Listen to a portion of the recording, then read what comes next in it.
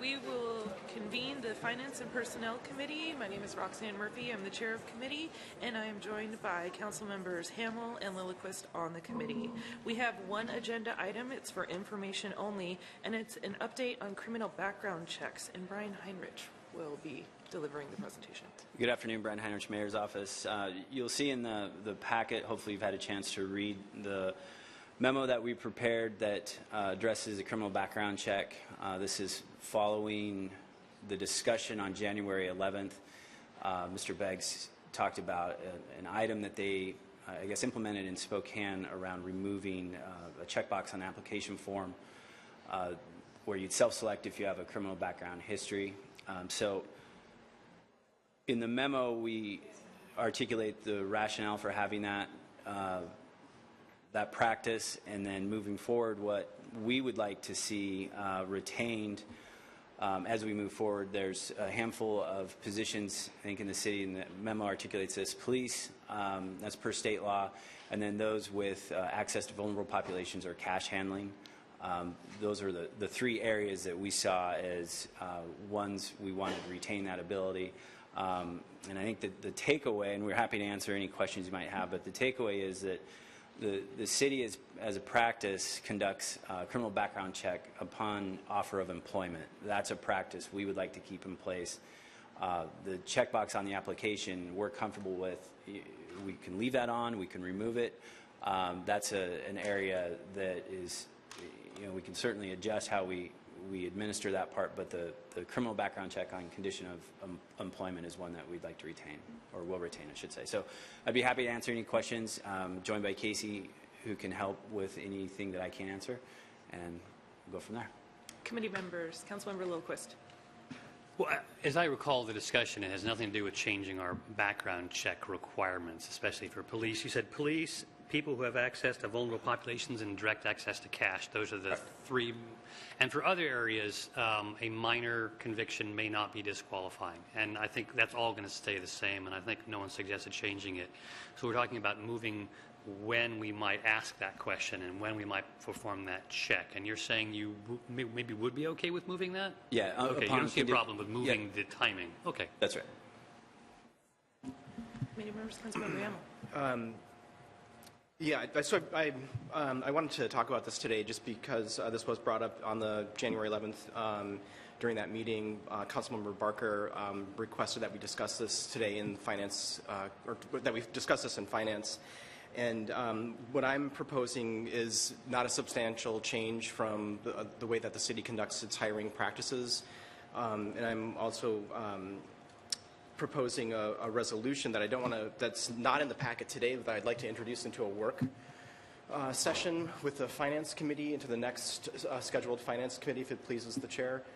That'd be great. Okay, great. So I will do that, and then that language will be in our packets and available to the public to review.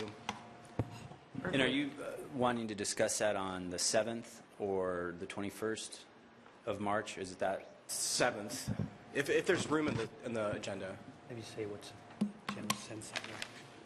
Yeah. Could we actually put that on the 21st? Casey's not going to be here on the 7th, and I think it'd be valuable to have her in attendance on the 21st, if it's all right with you. Fine with me. All right, thank you. Do you want to make a motion to add that to the agenda on the 21st, just to make it formal? Yeah, so I'd move that we that this proposed resolution be included in the packet for March 21st for discussion in a Finance Committee work session. Okay, second. There is a motion to add an agenda item of remove the box to the Finance Committee on the 21st. All those in favor, please say aye. Aye. And those opposed say no. Motion carries, and we'll bring this forward to the full council. Councilmember Borneman. Are you going to have discussions with staff about that resolution prior to that? Just because there might be total agreement on it, and save you a whole lot of work. Yeah, I did consult our legal department. I have discussed this matter with our legal department. As far as further discussions, if they are necessary, yes, I would. Yeah, I'd certainly welcome that. Okay. Yeah. Councilmember Barker. I think for those that are just coming into this discussion, it's really important to remember you can go back to, will you say the date of that meeting when? January 11th. January 11th, during our daytime discussions. It'd be really behoove you to kind of be brought up. Also, I was just kind of looking up some information, and I think it's really important that as we, we didn't follow through and pass the jail proposal that was on the ballot. So we're doing the task force for reducing incarceration. And if we as a public have said we want less people to be in jail, then we really need to have a parallel campaign that says we're going to be welcoming and inviting to allow people to rent in Bellingham, buy in Bellingham, and have jobs in Bellingham. And I think it's really important, especially with the issue of a rise in homelessness, because you can take people out of jail, but you can't take that record off unless you get it expunged or do some other things. And so people are left with a real difficult time in trying to get reemployed. And I think with children, we often say, you did a bad behavior, but you're not a bad person. And sometimes we forget to do that with adults. And this kind of thing, I think, as far as a city, is saying, we realize that you made a mistake, but we're willing to allow you the opportunity to kind of improve. So I did want to bring up a stat that in 2005 in Illinois, they studied the state prison that released 1,600 people, and they followed them for a year, and those that were employed had an 8% recidivism rate, and those that were not employed had a 54% recidivism rate. So, I mean, finding employment is going to be crucial. So thank you for bringing it. I'll take Councilmember Lillquist and then Hamel. Well, I thank you for what you just said, April. I think that informs a lot of my thinking. I've looked at the resolution, but I do need to think about it in detail. But the principle here, I think, is that for minor crimes, when you've served your time, you've already met all the requirements of the criminal justice system, and we're supposed to welcome you back into society. At the same time, for these sensitive positions, we're going to keep the same standards. You'll still be disqualified from a police officer if you're a felony conviction, et cetera, et cetera. But for all the other cases, it seems to me unfair to put that up as a barrier. And if we can adjust just administratively so that good candidates can be employed, I think we should set an example. And I think that's exactly what the resolution is aimed at.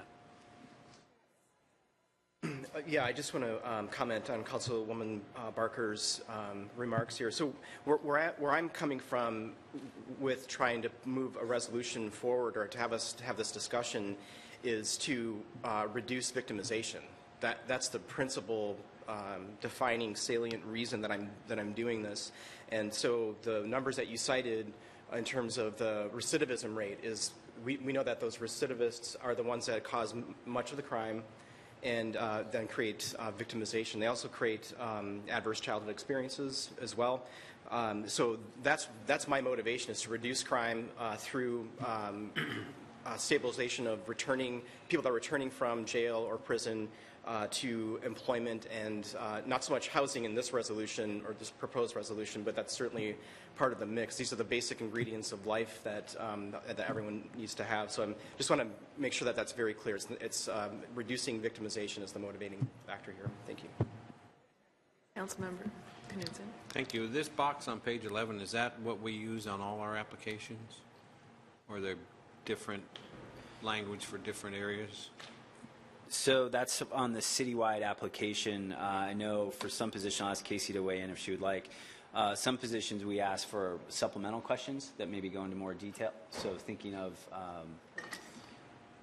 police, for example, yeah. there'd be some supplemental questions that go into greater detail. But that's in essence. This is on the website?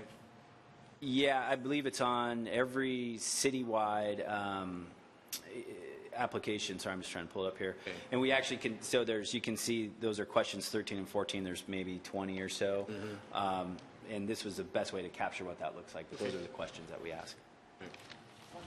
I just want to create a little bit of clarity in case anybody is confused about what we're doing right now. So staff is giving us an update on criminal background checks. And on the 21st, Councilmember Hamel will be bringing forth a resolution that will look at removing the box from city applications. So I don't want anybody to confuse this with being any kind of citywide motion that we're trying to do without getting information out to the community. Okay, council members, anything further?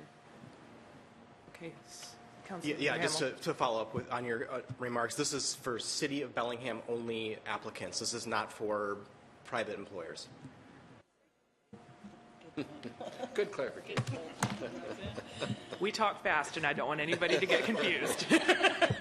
Anything further, council? Seeing none, end of committee.